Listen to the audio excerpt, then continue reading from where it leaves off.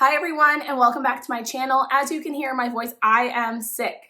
I have been fighting a cold and losing my voice for like the last week. I really wanted to post a video yesterday or the day before, but I just had absolutely no voice where you couldn't even understand a word I was saying. I was squeaking. Today is the first day I feel more like myself. I know I don't sound like myself, but I am feeling better and was able to talk enough to actually get this video out. So if you're new here, my name is Kaitlyn. I'm 36 years old. I am in the middle of my frozen embryo transfer.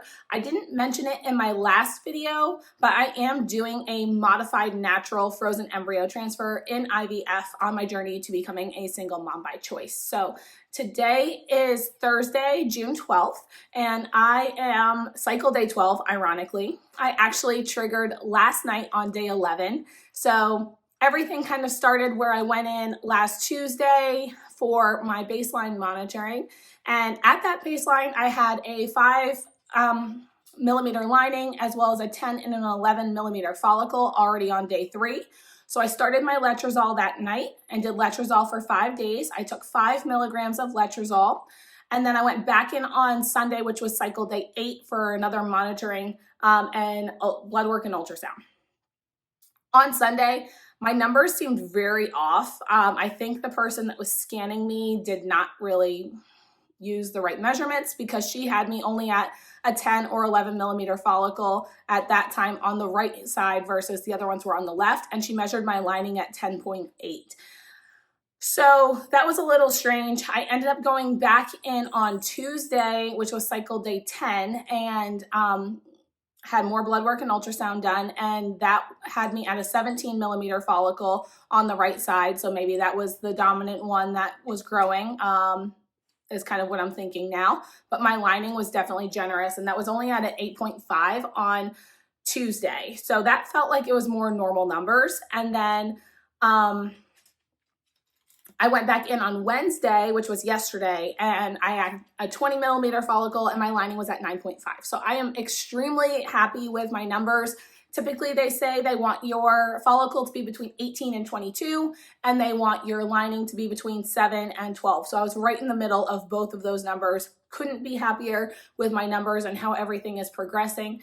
I did trigger last night, and my embryo transfer is scheduled for next Wednesday. So I will start my progesterone suppositories on Saturday morning and evening. And then my transfer is scheduled for next Wednesday. I think the hardest part right now is going to be just the anticipation and waiting.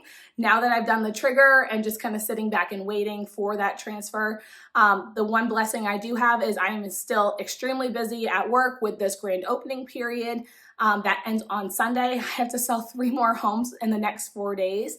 And so it's a little bit of high pressure, high stress, and we'll be working a lot.